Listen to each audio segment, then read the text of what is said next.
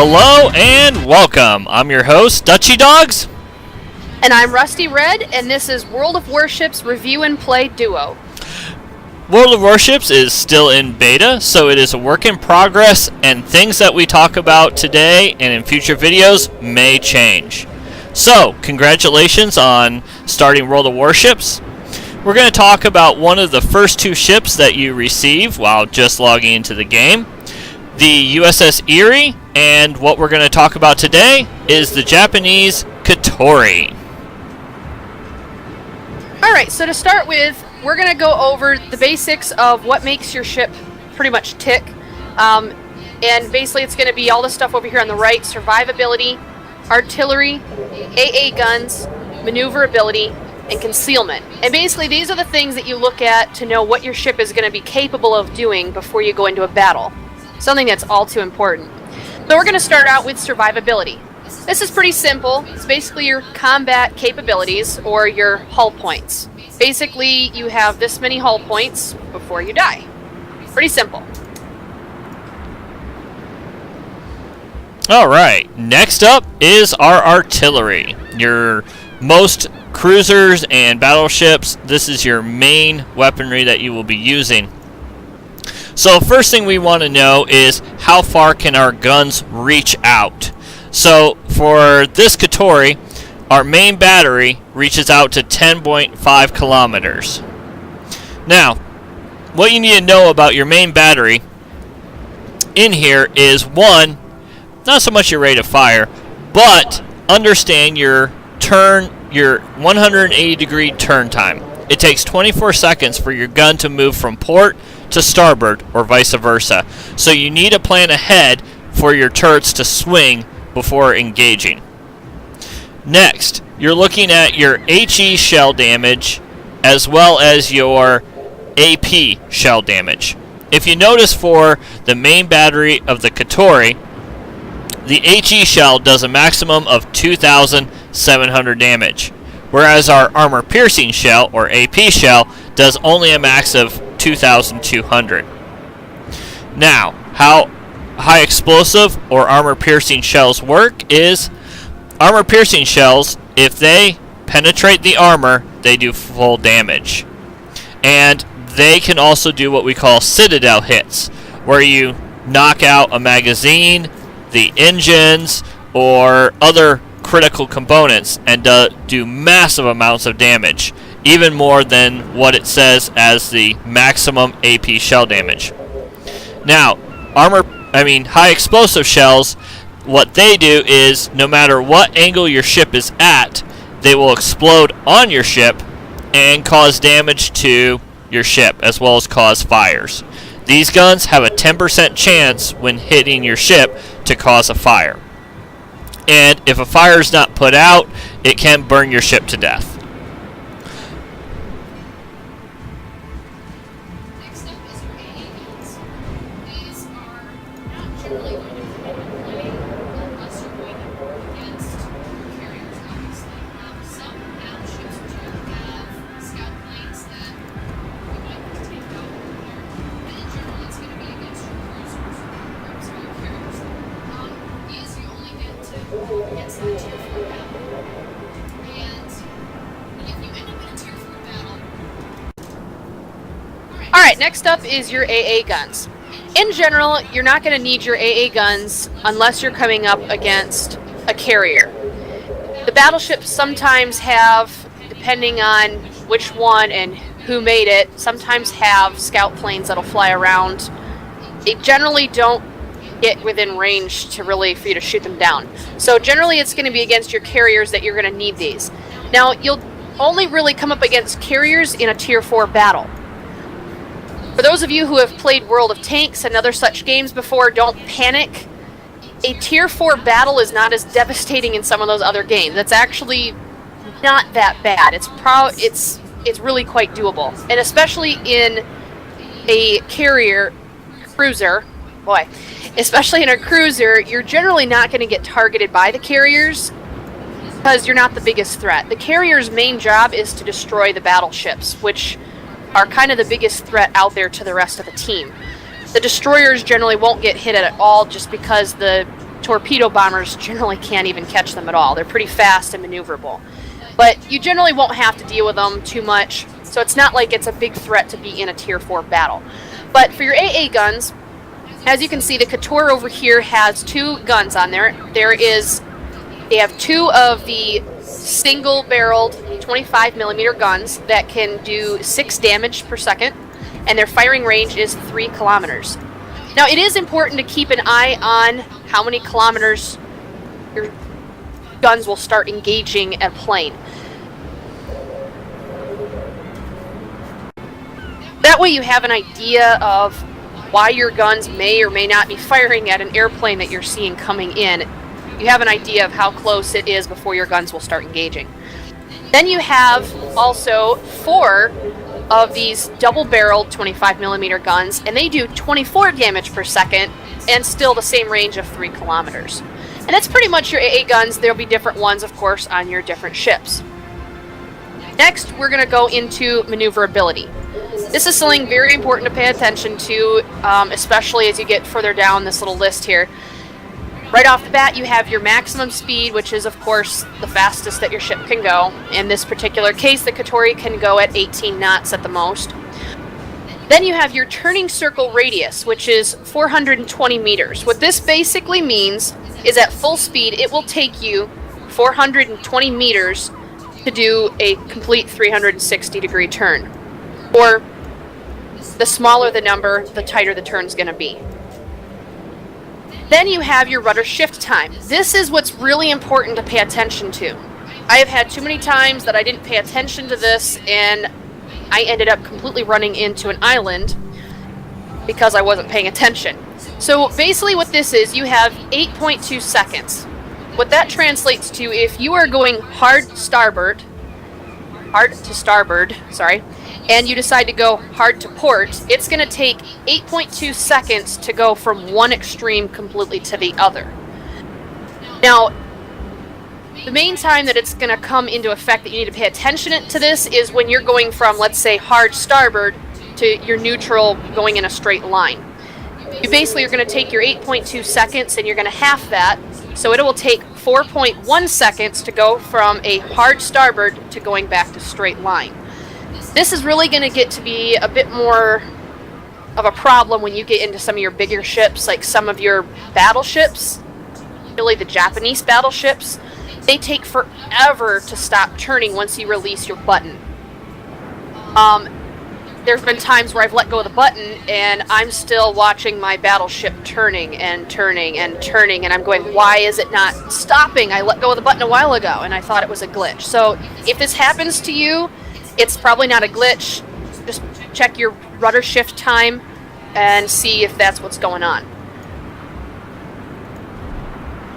Alright, next up is your concealment.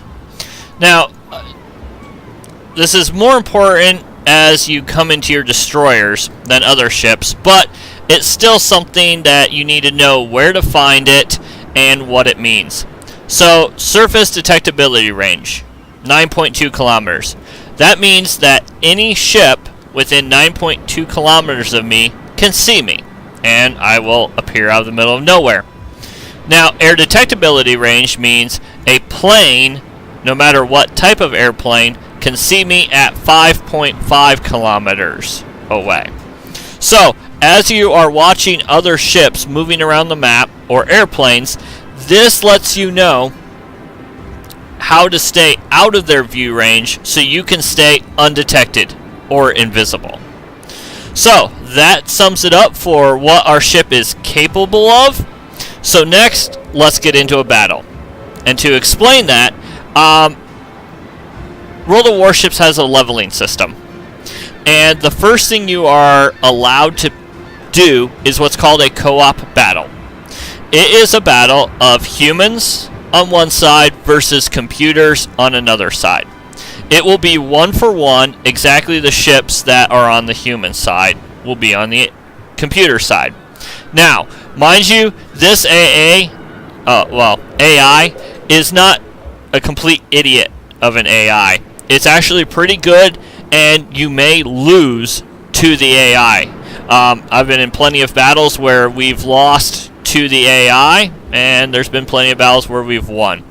So, let's go ahead and get into a battle and see how the Katori matches up. Battle. Alright, so right now we're waiting in the queue. This tells us what ships we have available that will hopefully go into a battle. Battle is normally about 8 players. Nice and simple. Now, mind you, when you're playing co-op, it pretty much throws you into possibly whatever tier ships. So we have battleships, destroyers, and sometimes we have carriers available. These might be higher tier ships, but we still might get put into the battle with them. So let's see what we got going on. Alright, so this is a tier 3 battle comprising of 1 battleship, 1 cruiser at tier 3, 1 destroyer at tier 3, another destroyer at tier 2, and the rest of us are tier 1. This is actually a pretty good matchup for co-op. The mission tells us what map we are on, what the mission is, and this is a capture the flags type of mission. We need to capture as many flags as possible and create as many points as possible. I am starting in the north, and Rusty is starting in the south. Nope, switch that around. I'm starting in the south, Rusty's starting in the north. When the battle starts and loads in, we are going to move towards the center of the map.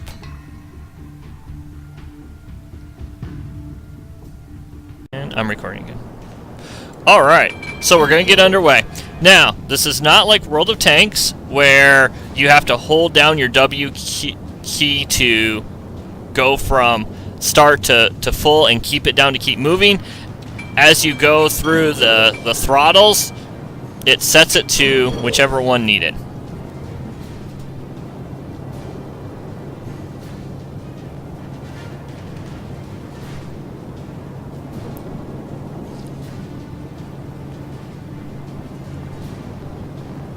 Alright, so as we're moving up, I'm watching ships. Now, if we notice this ship is within 9.1 kilometers. Remember, my gun range is 11. So, as you can see down in the left-hand corner, my guns are coming around.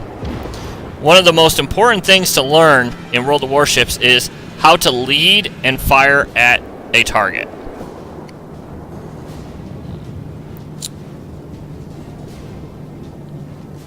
I'm actually going to follow this IJN to help him out. So we got a destroyer up ahead, and I'm going to lead him. He's a very quick ship.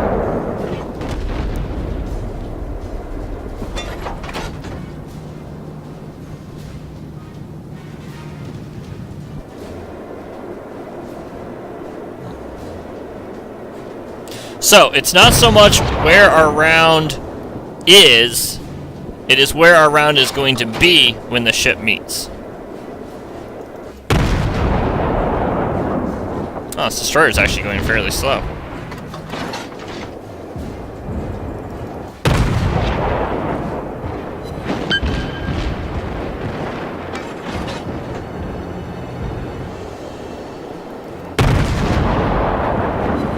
Alright, so right there, I just set him on fire. He's burning, and he has to use his repair kit, which we will talk about when I need a repair a little bit later. Damaged.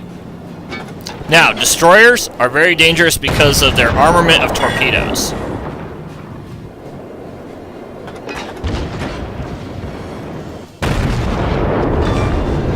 Got him. Alright, next up is an Erie. I'm going to switch to armor piercing because we are on a broadside about him, and I should be able to easily penetrate his ship and cause massive amounts of damage.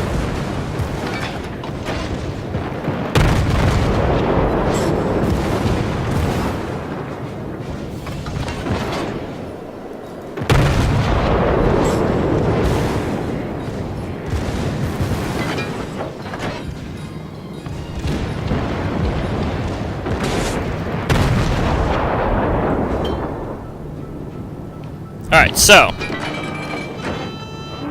trying to turn hard over and get away from this island. Now, it does not cause damage to your ship if you run ashore, but you now become a sitting duck, and do not want to be in that situation.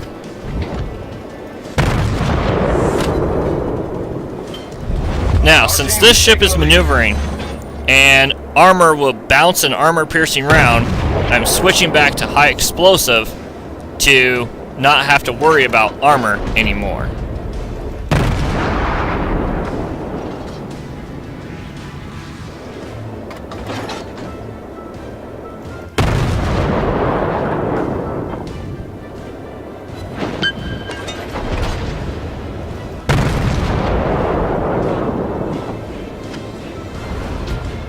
Alright, and that completes our battle. That was quick. It was very quick. So, going on to the ending screen, this tells us what we've received and these battle performances in ribbons. So, we hit 21 times, we critically damaged 1 time, and I think that was when we knocked out the engines of the destroyer.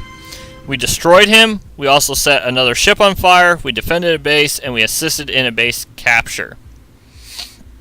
So, detailed report, it tells us how much damage we did, it tells us who we hit, and who we sank.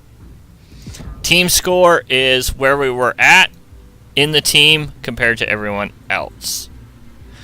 So, this is what we received. So we received 19,000 credits. We used this to buy upgrades and to buy new ships. And we received 567 regular experience and 27 free experience. Just to explain regular and free experience, regular experience stays with your ship and used to unlock modules on your ship. Free experience goes to use on any ship for unlocking modules and new ships. So, let's go back to port.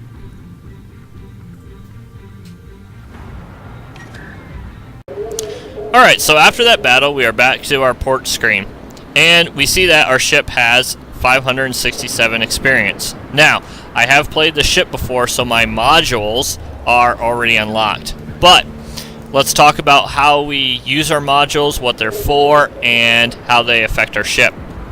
So if we come to modules, we notice that the top row is what our ship has equipped. Also, the little check marks help us as well. Now, the guns have a straight upgrade to 140 millimeters. Now, it's unlocked and I can mount them. So, let's take a look at what that does for us. Alright, after upgrading that, we go back to main battery. Now, firing range stays the same at 10.5 kilometers. But, now, if we notice, our maximum HE damage has gone up by 200 points, and our maximum AP shell damage has gone up by 500. Okay? Our chance on setting fire has gone up by 2%. Granted, our rate of fire has gone down a little bit. So, understanding what an upgrade does for you helps you understand how it benefits you. Next, we will upgrade the hull, which increases our combat capability by 1,600 HP. Gives us a little bit more time in there. Also, increases our maneuverability a bit. So let's go ahead and mount that. And we'll take a look at our maneuverability. So, what it did for us, it brought our rudder shift time down from 8 seconds, well, 8.2 seconds to 6.3. So it is quicker to get our ship to move port to starboard than it did before. So, following up with our modules is the next ships in line. Now, as you can see, there's these small arrows that go from what we have stock to our next upgrades. Now, what it's telling us is that we have to first unlock the next hull before we can unlock the next ships. And this ship takes us on to the Tier 2 cruiser, the Chikakuma, and the Tier 2 destroyer, Yumikaze. Now, I apologize for completely butchering names here. I am not great at them, so bear with me. But that is how the upgrade system works. You're able to use the ship's XP to unlock, and then the free XP can be used to either unlock your next ship, or when you unlock it, unlock modules right away. Well, that's it for the Katori today. It was great seeing you guys, and we'll see you later. Bye!